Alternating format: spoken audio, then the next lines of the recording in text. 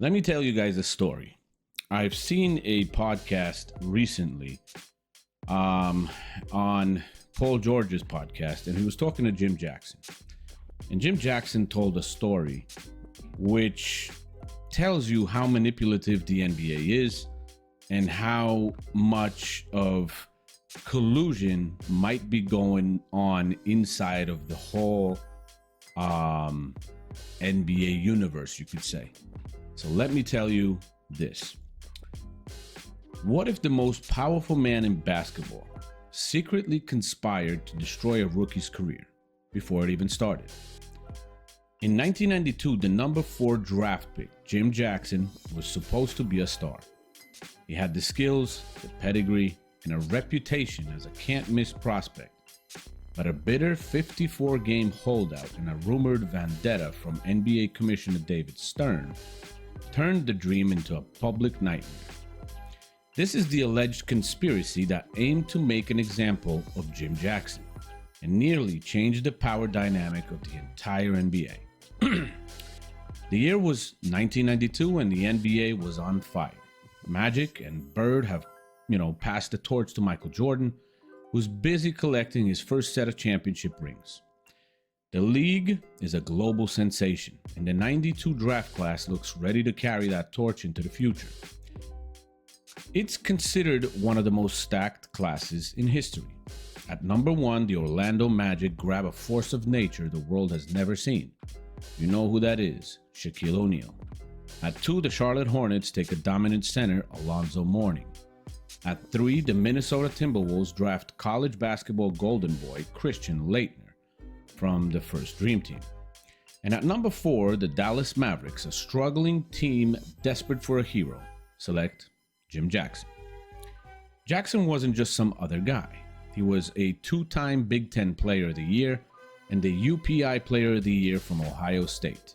A slick, 6'6" scoring guard with a polished game, he was pegged as the cornerstone the Mavericks could build around for a decade. Dallas was buzzing. The plan was simple. Sign the contract, hit the court, and start the long climb back to relevance. But what should have been a simple handshake turned into one of the most controversial contract disputes the league had ever seen. Back then, there was no rookie wage scale. Contracts for top picks were all about market value. The number 1 pick gets the most, number 2 gets a little less, and so on. It was an unwritten rule. Shaq signed a massive 7-year, $40 million deal. Alonzo Mourning got $26 million. Laettner signed $21.6 million. So Jim Jackson, the 4th pick, should have been in the same neighborhood, maybe a little bit lower. But the Dallas Mavericks had other ideas.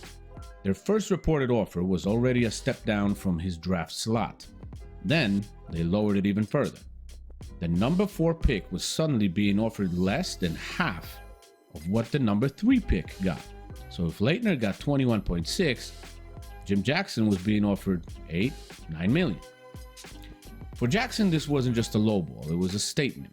He later said, "I'm the 4th pick, I'm not going to ask for anything more, but I'm not going to take less than what my market value is." The battle lines were drawn at that time.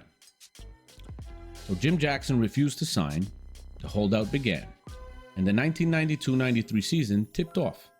Jackson stayed home in Columbus, Ohio, training alone. The games ticked by, 10 of them, 20 of them, 30 of them. The media at the time labeled him greedy and misguided. Of course, they had NBA's back. But Jackson and his agent argued this was about principle. If he took less this time, it would hurt the next year's number 4 pick, which ended up being Jamal Mashburn.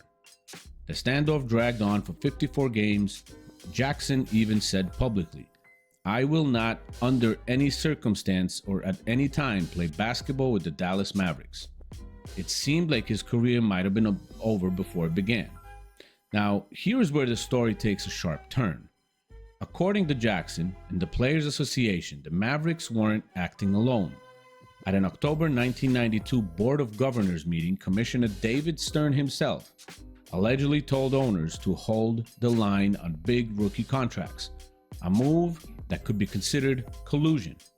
Mavericks owner Donald Carter was in that meeting. Soon after, Dallas lowered their offer to Jackson. The timing felt just too perfect. The Players Association prepared a lawsuit against the NBA, claiming Jackson was being used as an example to bring rookie salaries under control.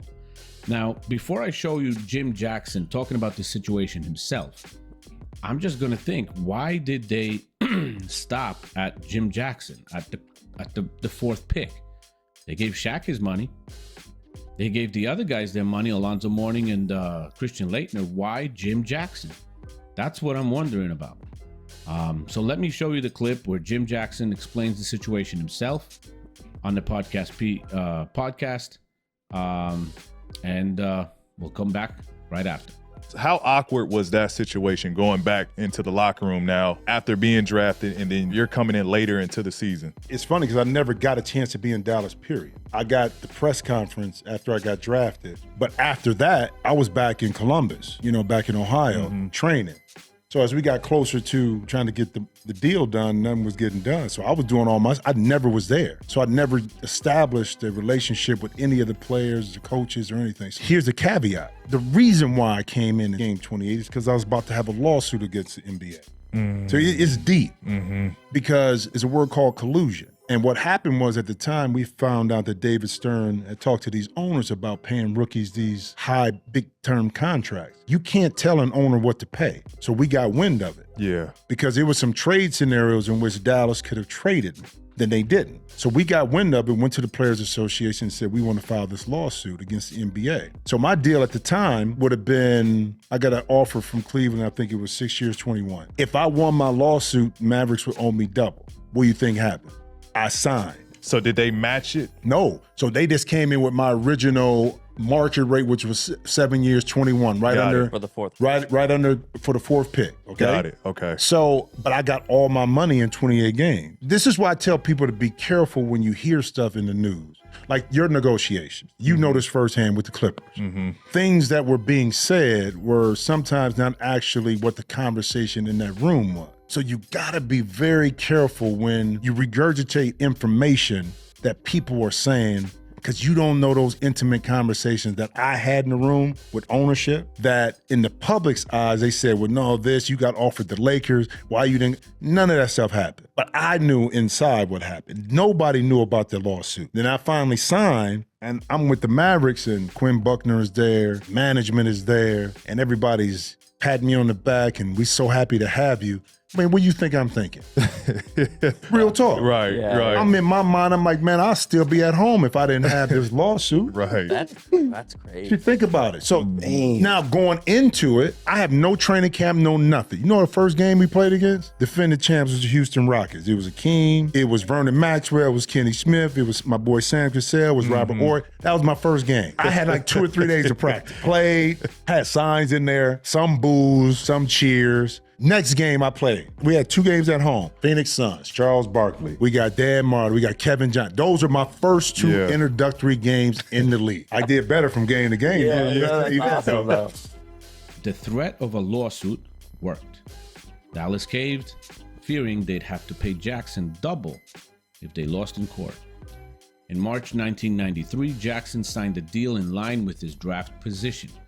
He played 28 games that year, averaging 16.3 points, 4.7 rebounds, and 4.4 assists, proving he was worth the fight. The next year, Dallas drafted Mashburn. A year later, they drafted Jason Kidd. The 3 J's were born, but the scars from the rocky start lingered. Jackson got his money and set a precedent that helped lead to the rookie wage scale in '95. But what if questions remain? The 3 J's never played a full, healthy season together, and all were eventually traded. The collusion case never reached court. Stern's alleged role remained unproven. But in the court of public opinion, the story endures as an example of how the league might pull strings behind the scenes. Like we didn't know that yet. Jim Jackson bet on himself and won, but it may have altered the course of his career. Was he the victim of a commissioner making an example out of him, or a pioneer in the fight for players' rights? And thank you for watching. Comment section is open. Like, share the video, subscribe to the channel if you haven't already. And of course, as always, I'll see you in the next one.